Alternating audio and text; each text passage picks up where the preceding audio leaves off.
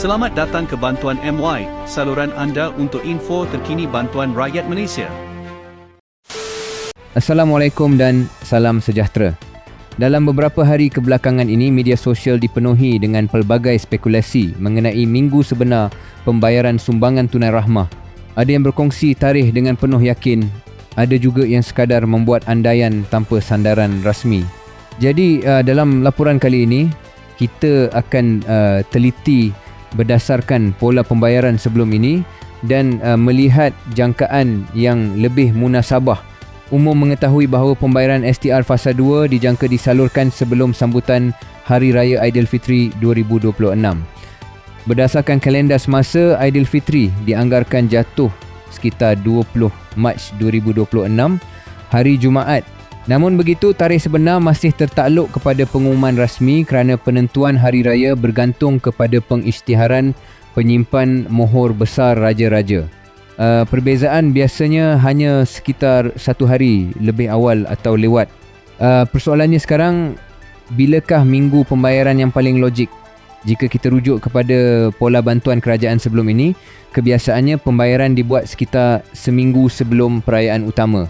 Sebagai contoh, bagi fasa 1 sebelum Tahun Baru Cina 2026, bayaran telah disalurkan lebih awal berbanding tarikh perayaan itu sendiri.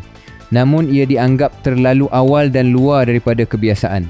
Untuk fasa 2 kali ini, jika Aidilfitri dianggarkan sekitar 20 Mac 2026, maka minggu sebelumnya iaitu sekitar 9 Mac hingga 13 Mac 2026 dilihat sebagai tempoh yang lebih realistik untuk pembayaran bermula.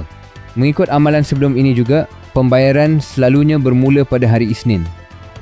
Jika mengambil kira faktor tersebut, 9 Mac 2026, hari Isnin, berkemungkinan besar menjadi tarikh permulaan pembayaran.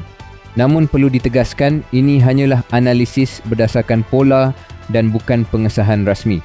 Bagaimana pula dengan tarikh pengumuman?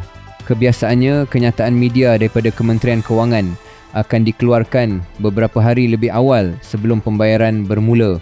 Jika bayaran bermula pada 9 Mac 2026 sebagai contoh, maka pengumuman rasmi dijangka keluar sekitar 6 Mac atau 7 Mac 2026.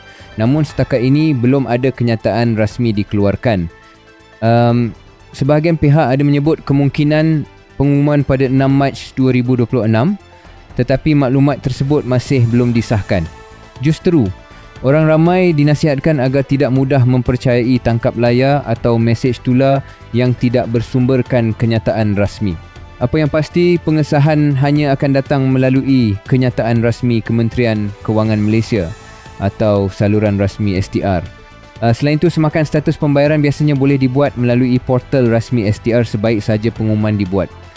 Kesimpulannya, minggu yang paling berkemungkinan untuk pembayaran STR Fasa 2 ialah sekitar minggu bermula 9 Mac 2026, iaitu kira-kira seminggu sebelum Aidilfitri.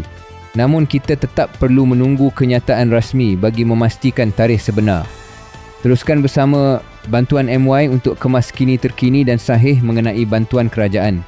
Pastikan anda sentiasa merujuk sumber rasmi sebelum membuat sebarang kesimpulan.